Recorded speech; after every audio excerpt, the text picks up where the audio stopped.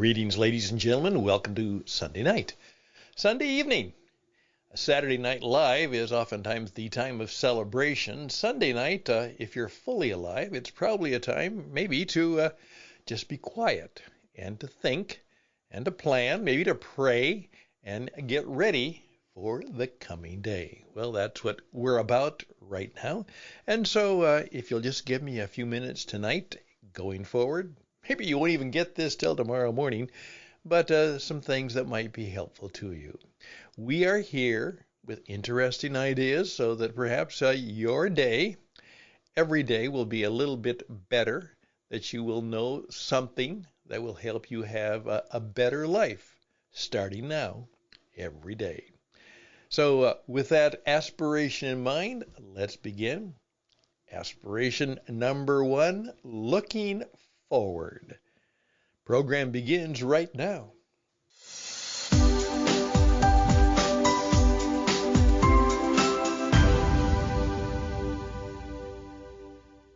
One of the things that became quite clear to me this past week is that the mess that we are in terms of so many of our political and social and other organizations and situations is that it is not going to get better soon.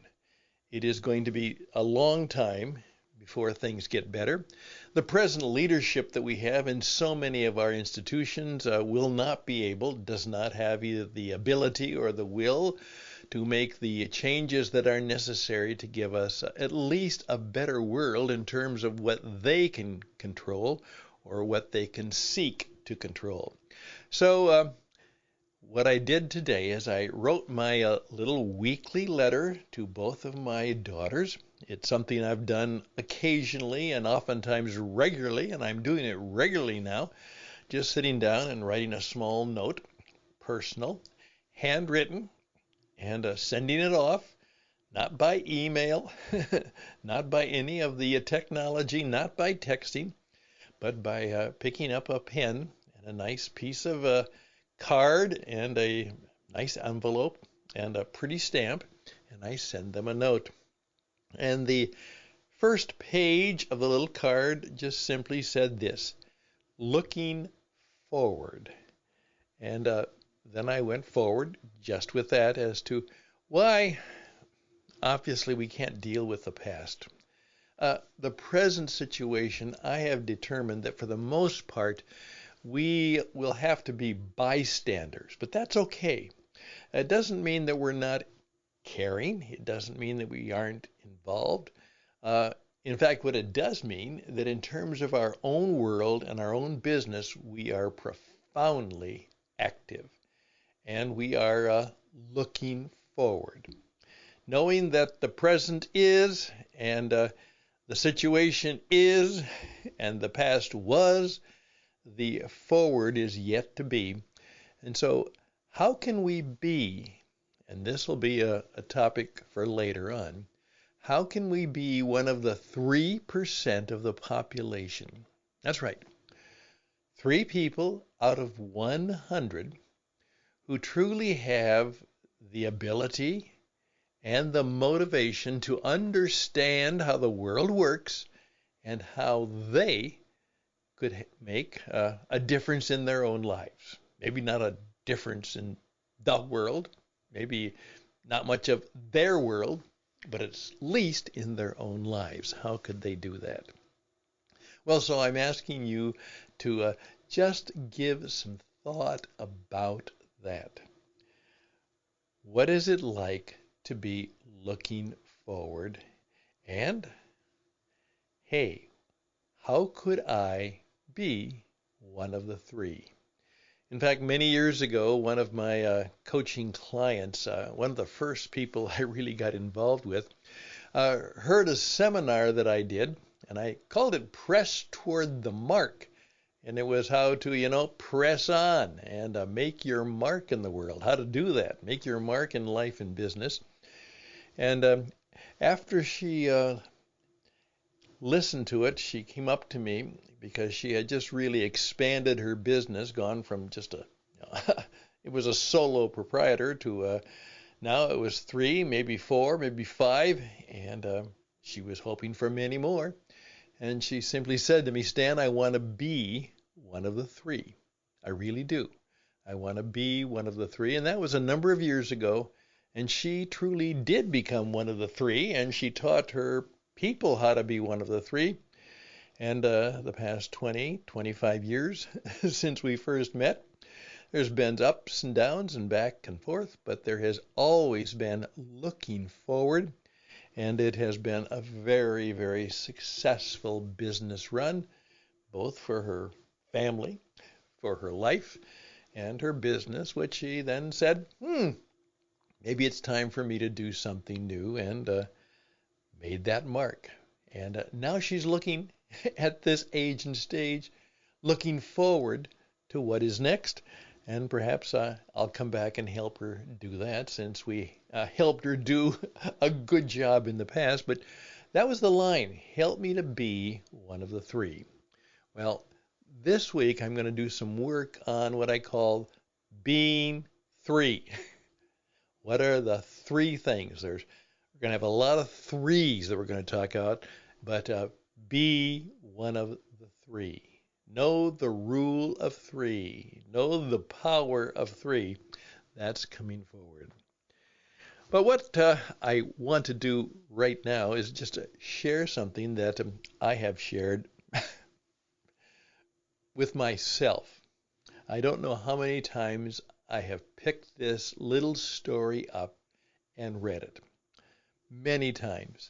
But it just so happened that it is in one of my favorite books, which is well marked and well collared, and it just came up because as I go through it, the thought for September 28th all of a sudden appeared, and I said, there it is again. So, with your permission, may I try and encourage you that looking forward, there is a vast difference between happiness and blessedness, and a great deal of difference between being happy and perhaps expressing joy. Maybe there's a key that we need to know.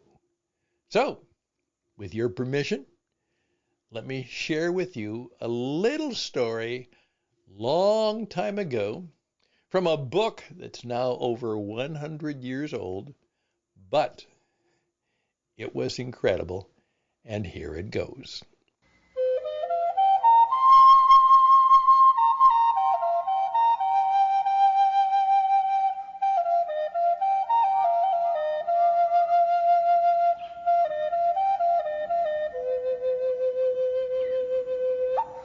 The story goes that Paganini, one of the great violinists of past history, one time came out before his audience one day, and he made the discovery, just as they ended their applause, that there was something wrong with his violin.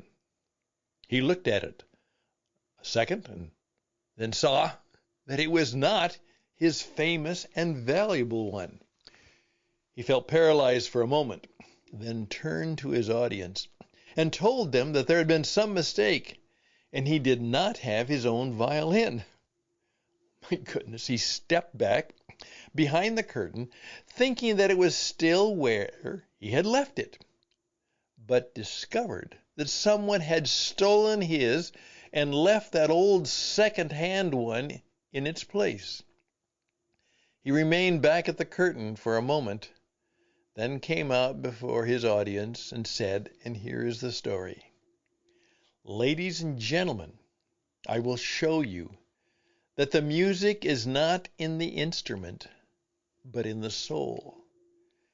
And he played as he had never played before, and out of that second-hand, second-rate instrument, the music poured forth until the audience was enraptured with enthusiasm, and the applause almost lifted the ceiling of the music building, because the man had revealed to them that music was not in the machine, but in his own soul.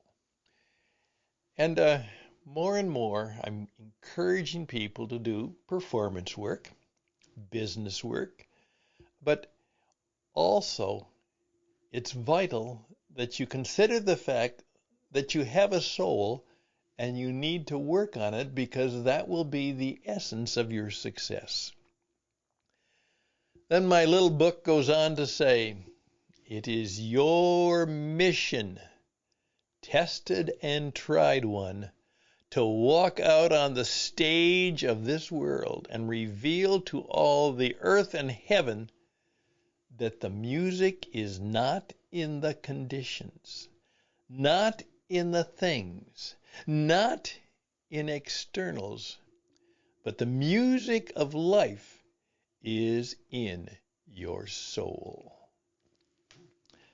There we go. Now, that may mean nothing to you.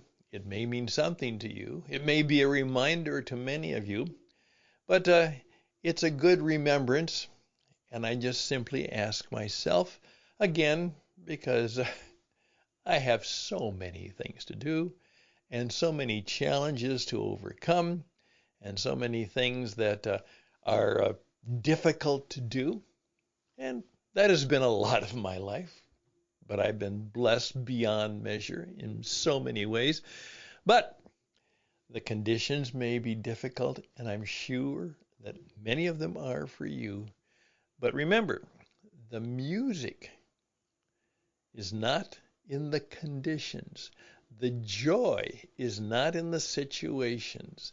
The blessedness is not in the position you're in now. But the music in your life is from the state of your soul. And there's an old song that says that even in the midst of times, it is well with my soul. Well, what is the state of your hearing? What is the state of your heart? What is the state of your business? And SOS, what is the state of your soul? Just thought I would ask. I'm Stan Houston. Interesting, for sure, ideas.